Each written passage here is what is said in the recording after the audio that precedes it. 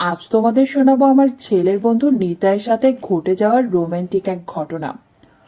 ওর নাম নিতাই চ্যাটার্জি, বন্ধুরা ওকে ভালোবেসে নিতা বলে ডাকে। আমার বয়স 35 বা 36 বছর। ছোটবেলা থেকেই আমি খুব কামুক প্রকৃতির। আমি প্রায় 1 বছর আগের একটি ঘটনা বলছি। আমরা গ্রামে থাকি। আমার ছেলে আর ও খুব অল্প দিনের বন্ধু। আমার ছেলের নাম রাহুল। ওকে ইদানিং ব্যবসা সূত্রে বাইরে যেতে হয়। একদিন নিতাইকে রাহুল ফোন করে বলল, নিতা, আমার একটু সাহায্য করতে পারবি? ওপার থেকে নিতাই বলল, কেন পারবো না, কি করতে হবে বল। রাহুল বলল, দেখ না, মার শরীর একটু খারাপ হয়েছে, মাকে একটু ডাক্তার দেখিয়ে আনবি। ও বলল, কেন পারবো না, এখনই যাচ্ছি। আমি তোদের বাড়িতে তোর মাকে আমাদের বাড়ির কাছে স্বাস্থ্যকেন্দ্রে দেখিয়ে এনে তোকে জানাচ্ছি। রাহুল বলল, সে তুই যা ভালো বুঝিস কর। ও এবার আমাদের বাড়ির দিকে রওনা দিল। এই প্রসঙ্গে বন্ধুরা তোমাদের জানিয়ে রাখি আমার সম্বন্ধে। আমার বয়স 37 বছর, সেটা আগেই বলেছি। মাঝারি উচ্চতা, স্বাস্থ্য মোটামুটি ভালো, কিন্তু মোটা নই। গঠন দেখে মনে হবে সারাক্ষণ আগুন জ্বালিয়ে রাখি। আমার প্রতি ওর যে আকর্ষণ ছিল তা নয়, কিন্তু ওর সাথে আমার আকস্মিক ও দীর্ঘায়িত ভালোবাসার সম্পর্কের কথাই আমি আজ বলবো। ও যখন আমাদের বাড়িতে পৌঁছলো তখন আমি ঘরোয়া বেশেই আছি। রুমে ঢুকে আমাকে বলল, কাকিমা।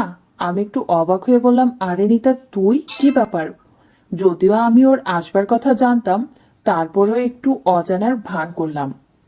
নিতাই বলল, রাহুল যে বলল তোমায় ডাক্তার দেখাতে নিয়ে যেতে, আর তুমি এখনো ঘরোয়া বেশেই রয়েছো। নাও নাও, কাপড় চেঞ্জ করে নাও।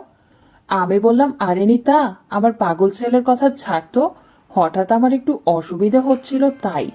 এখন আমি বেশ ঠিক আছি। নিতাই বলল, তা হয় নাকি? রাহুল ভাববে আমি খাটুনির ভয় তোমাকে নিয়ে যাইনি। আমি এবার মিষ্টি সুরে বললাম, আরে ও কিচ্ছু ভাববে না, ও একটা আস্ত পাগল ছেলে। নিতাই তবুও বলল, রাহুল যে বলল তোমার কষ্ট হচ্ছে, তাই আমি তোমাকে ডাক্তার দেখাতে নিয়ে যাবই। তার উপর আজ শনিবার, তাড়াতাড়ি না গেলে ডাক্তার শহরে চলে যাবেন। আমি এই শুনে বললাম, সে কথা তো ঠিকই, কিন্তু তোর অসুবিধার কথা ভেবেই আমি না করছি। ও এবার বলল, আচ্ছা তোমার কি কষ্ট হচ্ছে? আমি একটু ইতস্তত করে বললাম, তোকে বলতে পারবো না, খুব অস্বস্তিকর লাগছে। ও এবার কোনো কথা না বাড়িয়ে আমাকে তাগাদা দিল। বেশ খানিকটা পর হেঁটে যেতে হবে এই ভেবেই আমি বললাম, আচ্ছা তুই 1 মিনিট দাঁড়া, আমি শাড়ি পাল্টে আসছি।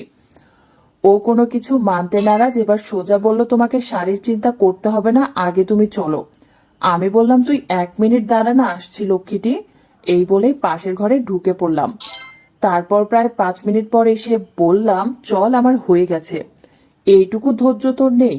তুইও দেখি রাহুলের মতো আস্ত একটা গাধা।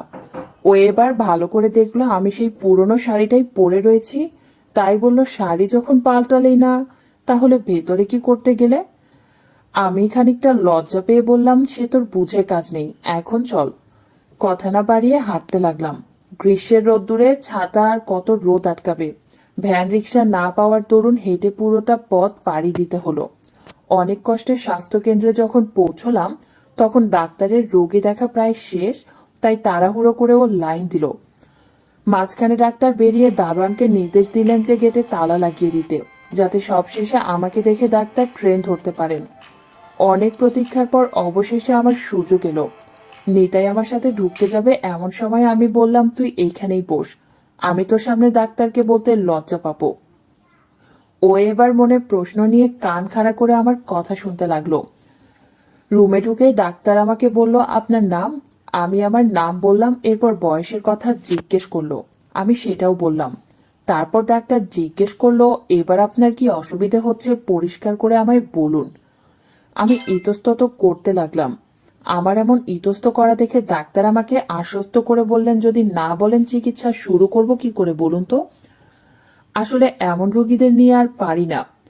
আমার লেট হয়ে যাচ্ছে, তাড়াতাড়ি বলুন, নইলে। ওদিকে নিতাই খরগোশের মতো কান খাড়া করে রইল, আমি তা বুঝতে পারলাম না। আমি এবার ভেতর থেকে লজ্জার পাহাড় সরিয়ে দিয়ে বললাম, আসলে ডাক্তার, আমার বিশেষ অংশে ভীষণ চুলকানি হচ্ছে ও সাদা তরল মাঝে মাঝে নিশ্চিত হচ্ছে। এই উত্তর শুনেও বুঝে নিল কেন আমি সমস্যার কথা ওকে বলতে পারলাম না। আমার এই সমস্যার কথা শুনে ডাক্তার বললেন, আপনার পিরিয়ড শেষ কবে হয়েছে? আমি উত্তর দিলাম, এই কয়েকদিন আগে শেষ হয়েছে। ডাক্তার বললেন, আপনার কি নিয়মিত হয়? আমি চোখ নামিয়ে বললাম, প্রতি মাসেই সঠিক সময়ে হয়। এবার ডাক্তার বললেন, ঠিক আছে, চিন্তা করবেন না, আমি পরীক্ষা করে দেখব, আপনার বাথরুম করে ভালো করে পরিষ্কার হয়ে আসুন। আমি এই কথা শুনে একটু দ্বিধাগ্রস্ত হয়ে বললাম, না মানে এমনি কি ওষুধ দেওয়া যাবে না? ডাক্তার বললেন, দেওয়া কেন যাবে না, কিন্তু না দেখে ওষুধ দিলে পরে জটিলতার সৃষ্টি হতে পারে। তখন আবার আমায় দোষারোপ করবেন আর আমার দুর্নাম হবে পুরো এলাকায়। কি আর করার, উপায় না পেয়ে নরম কণ্ঠে বললাম, আচ্ছা আপনি দেখে তবেই ওষুধ দিন, আমি চাই এটা যেন ভালো হয়ে যায়। এবার ডাক্তার মশাই যা বলল তাতে আমি একেবারে হতবাক হয়ে পড়লাম। ডাক্তার বললেন, কিছু মনে করবেন না, আমার যে নার্স মেয়েটি থাকে সে আজ ছুটিতে। আপনারও আমার নিরাপত্তার স্বার্থে আপনার সাথে যে ছেলেটি এসেছে সে এই ঘরে এসে বসুক। আমি এবার থতমত খেয়ে বললাম, না না, সে কি কথা, আমি যে ভীষণ লজ্জা পাবো, আপনি প্লিজ অন্য কোনো উপায় বের করুন। ডাক্তার আমাকে আশ্বস্ত করে বললেন, ও এসে বসুক না, আমি বলছি আমি একাই আপনার পরীক্ষা করব। আমি এবার আরো ইতস্তত বোধ শুরু করলাম। আমার এমন কাঁচুমাচু হাব ভাব দেখে ডাক্তার কাতর হয়ে বললেন, আপনার জন্য আমার ট্রেন মিস হয়ে যাবে, দয়া করে টাইম নষ্ট করবেন না, আমার সময় মতো যেতে হবে, নইলে ওখানের রোগী সব অতিষ্ঠ হয়ে পড়বে। কি এক ঝামেলায় পড়লাম।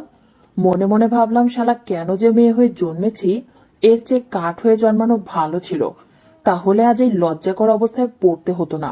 ভগবান যে কেন আমায় মেয়ে বানালো। এবার আমি অনিচ্ছা সত্ত্বেও মত দিলাম। আমি বললাম, নিতা একবার ভেতরে আসবি? ও দরজার পাশ থেকে দূরে সরে গিয়ে সাড়া দিল, হ্যাঁ আমি আসছি কাকিমা।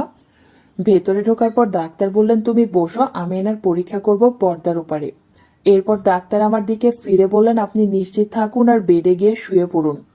ও এমন জায়গায় বসেছিল যে শতজীর্ণ পর্দা থাকা সত্ত্বেও বেড প্রায় পরিষ্কার দেখা যাচ্ছিল, কারণ বেডের পাশে জানলা ছিল পরীক্ষার সুবিধার্থে।